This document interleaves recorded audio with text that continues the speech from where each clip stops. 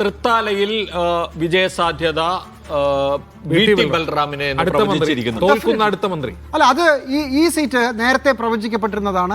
പാലക്കാട് പോകാൻ സാധ്യതയുള്ള സീറ്റുകളിൽ അത് CPM-ന്റെ കണക്കനുസരിച്ചും MP രാജേഷ് തോൽക്കും എന്നുള്ളത് തന്നെയായിരുന്നു പ്രവചനം. ആ പ്രവചനം പക്ഷേ പ്രശ്നം അല്ല, പാലക്കാട് കഴിഞ്ഞ തവണ കഴിഞ്ഞ തവണ MP രാജേഷ് ജയിച്ചത് BJP-ക്ക് വോട്ട് കുറഞ്ഞതുകൊണ്ടാണ്. ഇത്തവണ അത് മാത്രമല്ല, ഈ പാലക്കാട് കഴിഞ്ഞ തവണത്തെ CPM-ന്റെ ഒരു തീർച്ചയായിട്ടും 2016 2021 BJP-ക്ക് അവിടെ സീറ്റ് വോട്ട് കുറവാണ്. അങ്ങനെയാണ് അവിടെ ജയിക്കുന്നത്.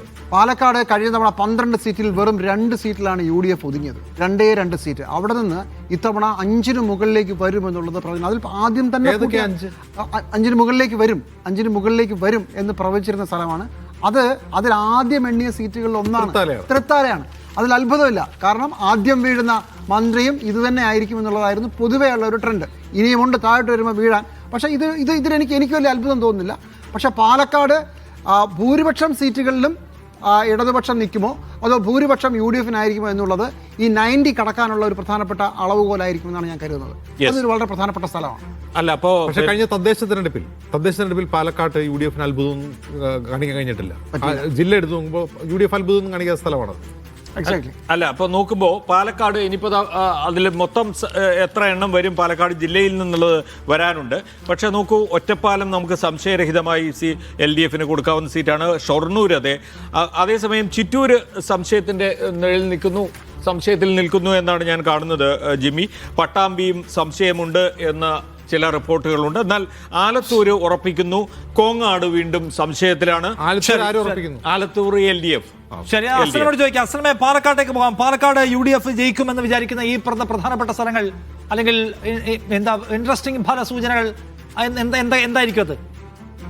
പാലക്കാടും മണ്ണാർക്കാടും നിലനിർത്തുന്നതിനൊപ്പം തന്നെ തൃത്താല വിജയിക്കാൻ സാധ്യതയുണ്ട്. അതോടൊപ്പം തന്നെ ചിറ്റൂരാണ് അവർ ഏറ്റവും കൂടുതൽ സാധ്യത കാണുന്ന രണ്ടാമത്തെ മണ്ഡലം. പിന്നീട് ഒന്ന് കോങ്ങാടാണ്. കോങ്ങാട് തദ്ദേശ തെരഞ്ഞെടുപ്പിൽ തന്നെ UDF-ന് കോൺഗ്രസിന് വലിയ മേൽക്കൈ വന്നതിനെ തുടർന്ന് ലീഗിൽ നിന്നും മാറി KA തുളസി മത്സരിക്കുകയും തെരഞ്ഞെടുപ്പിന് ശേഷവും വലിയ ആത്മവിശ്വാസം VK ശ്രീകണ്ഠൻ തന്നെയാണ് അവിടെ തെരഞ്ഞെടുപ്പിന് ഒരുപക്ഷെ ആ അർത്ഥത്തിൽ നേതൃത്വം നൽകിയത്. ആത്മവിശ്വാസം പ്രകടിപ്പിക്കുന്ന സ്ഥലമാണ്. അതുകൊണ്ട് തന്നെ തൃത്താല അതോടൊപ്പം തന്നെ ചിറ്റൂര് കോങ്ങാട് വിജയിക്കാൻ സാധ്യതയുണ്ടെന്ന് ഉറപ്പിക്കുന്ന സ്ഥലമാണ്. പിന്നെ ഒരു തരംഗമുണ്ടെങ്കിൽ പട്ടാമ്പി അതോടൊപ്പം തന്നെ ഒറ്റപ്പാലം, കാരണം PK ശശിയുടെ കൂടി ഒരു സാധ്യത വെച്ചുകൊണ്ട് ഈ രണ്ട്. അപ്പോൾ എന്തായാലും ഒരു 5 സീറ്റ് എന്തായാലും 2-ൽ നിന്നും 5-ലേക്ക് എന്തായാലും എത്തും.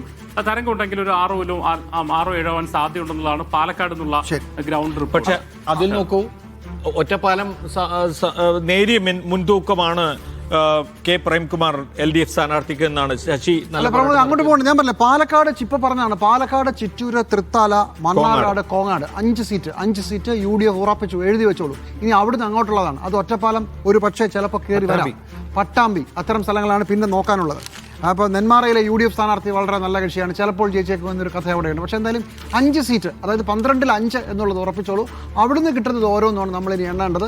ഈ 90+ എണ്ണുമ്പോൾ ഞാൻ വിചാരിക്കുന്നത് 90-ൽ ഇപ്പോൾ എത്തിച്ച് നിൽക്കുന്നതിൽ 5 സീറ്റുകളാണ് പാലക്കാട് ജില്ലയുടെ സംഭാവനയായി UDF-ന്റെ അക്കൗണ്ടിലേക്ക് പോവുക എന്നുള്ളതാണ്. അതിന് അപ്പുറത്തേക്ക് കിട്ടുന്നതൊക്കെ വലിയ തരംഗമുണ്ടാവുമെങ്കിലേ നടക്കുകയുള്ളൂ. 6 വരില്ല, 5 വരെ വരാം. ഉണ്ടെങ്കിൽ അത് പട്ടാമ്പിയാണ്. അതെ, പട്ടാമ്പിയാണ്. യെസ്. അല്ല, അപ്പൊ ഇതിൽ തുടക്കത്തിൽ നമ്മൾ കണ്ട ചില ഹോട്ട് സീറ്റുകൾ എന്നുള്ളതാണ്. അതിൽപ്പെട്ടതായിരുന്നു തൃത്താലയും അതുപോലെ തന്നെ ഒറ്റപ്പാലമൊക്കെ. നമ്മളെ ഇലക്ഷന്റെ തുടക്കത്തിൽ ചിറ്റൂർ ഒരു മന്ത്രി കൂടി തോക്കുകയാണ്. ചിറ്റൂർ മത്സരിക്കുന്നില്ലല്ലോ. അല്ല, ഒരു മന്ത്രിക്കെതിരായിട്ടുള്ള വിധിയാണ് മന്ത്രിയുടെ സീറ്റിൽ. അല്ല, ഒന്ന് ആലോചിച്ച് നോക്കൂ. കൃഷ്ണൻകുട്ടി ഇലക്ഷന് തൊട്ട് മുമ്പ് പറഞ്ഞൊരു പ്രധാനപ്പെട്ട ഡയലോഗുണ്ട് പ്രളയവുമായി ബന്ധപ്പെട്ട്. ഇവിടെ കിട്ടേണ്ട വെള്ളം, അന്ന് മറ്റേ മനഃപൂർവ്വം ഉണ്ടാക്കിയ പ്രളയം മാത്രം, ഇവിടെ കിട്ടേണ്ട വെള്ളം എടുത്താണ് ചാലക്കുടിയിലേക്ക് കൊണ്ടുപോയി അടക്കമുള്ള കഥകൾ പറഞ്ഞിരുന്നു. അതിനുശേഷമാണ് അവിടെ ഇലക്ഷൻ നടക്കുന്നത്. അപ്പോൾ ചില്ലറ കഥയൊന്നുമില്ല. അപ്പോൾ അതും ഇതിനകത്ത് വളരെ കാര്യമായി ബാധിച്ചുണ്ടാകാനുള്ള സാധ്യതയുണ്ട്. മന്ത്രി മത്സരിച്ചിരുന്നെങ്കിൽ ജയിക്കുമോ എന്നുള്ള വേറെ കാര്യം. പക്ഷേ ഇത്തവണ എന്തായാലും അത് ഉറപ്പായിട്ടും തോക്കുന്ന സീറ്റുകളിലാണ് പറയുന്നത്. കോങ്ങാട് പക്ഷേ ജിമ്മി നോക്കൂ, ഒരു തുളസി മത്സരിക്കും. അതെ, ഒരു പ്രധാനപ്പെട്ട പിടിച്ചെടുക്കലായിട്ട് അത് കാണേണ്ടി വരും.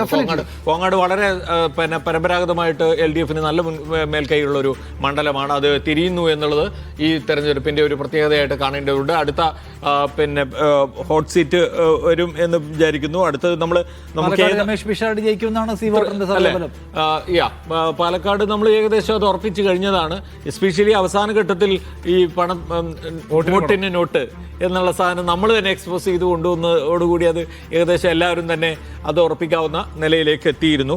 മാത്രമല്ല അവിടെ പരമാവധി ഇപ്പോൾ ഈ ശ്രീധരൻ മത്സരിച്ച് ജയിക്കാൻ കഴിയാത്ത ഒരു മണ്ഡലം എന്നുള്ളത് നമ്മൾ കാണേണ്ടതുണ്ട്. അവിടെ ഒരുപക്ഷെ അവർ മികച്ച പെർഫോമൻസ് നടത്തി കാണണം ശോഭാ സുരേന്ദ്രൻ. പക്ഷെ എന്നാൽ തന്നെയും അവർക്ക് കോങ്ങാട് സീറ്റ് മാറുന്നത് അത് കഴിഞ്ഞ തദ്ദേശ തെരഞ്ഞെടുപ്പ് മുതൽ തന്നെ അവിടെ ചെറിയ മാറ്റത്തിന് അനുരണനങ്ങളുണ്ട്. അത് മുമ്പേ തന്നെ ചർച്ചയുള്ളതാണ്, കോൺഗ്രസ് ഏറ്റെടുക്കണം എന്നുള്ള ചർച്ചയുള്ളതാണ്. അത് ഗ്രാജുവൽ ആയിട്ട് വന്ന മാറ്റമാണ് കോങ്ങാട്ടുണ്ടായിട്ടുള്ളത്. മറ്റൊന്ന് അവിടുത്തെ ലീഗായിരുന്നു, ലീഗ മത്സരിച്ച്. മറ്റൊന്ന് അവിടുത്തെ ശാന്തകുമാരി എന്ന് പറയുന്ന MLA-ക്കെതിരെ അവിടെ ഓൺ ഗ്രൗണ്ടിൽ വലിയ ജനരോഷം ഉണ്ടായിരുന്നു എന്നും പറയപ്പെടുന്നു. അപ്പൊ അങ്ങനെയാണെങ്കിൽ ആ മാറ്റം ഗുണം ചെയ്തു എന്നുള്ളതാണ്. യെസ്, അതെ, കോൺഗ്രസ് ഏറ്റെടുത്തത് ഗുണം ചെയ്തു. പകരം എനിക്ക് തോന്നുന്നത് ചേലക്കര കൊടുത്തു. ചേലക്കരയാണ്. ചേലക്കര ലീഗിന് കൊടുത്തു. യെസ്. അപ്പോൾ പാലക്കാട് കാണേണ്ടത് 5 or 6 ജിമ്മി? പാലക്കാട് ഞാൻ 5 സീറ്റ് ഉറപ്പിക്കുന്നു. ഒരു പക്ഷേ ഞാൻ പറഞ്ഞില്ല 90-ന് മുകളിലേക്ക് പോവുകയാണെങ്കിൽ അത് 6 or 7 ആവാം. ചിറ്റൂര് തിരിച്ചു പിടിക്കുക എന്ന് പറഞ്ഞാൽ പാലക്കാട്ട് രാഷ്ട്രീയ സ്വഭാവം മാറുന്നു കൂടിയാണ്. എത്ര നാളായി ചിറ്റൂര് UDF എത്രയോ സുരേഷ് അച്യുതന്റെ പിതാവ് പഴയ അച്യുതൻ K. അച്യുതൻ ജയിച്ചാണ്. ഇപ്പോഴത്തെ സ്ഥാനത്തിന്റെ പിതാവ് ജയിച്ചാണ് ലാസ്റ്റ്.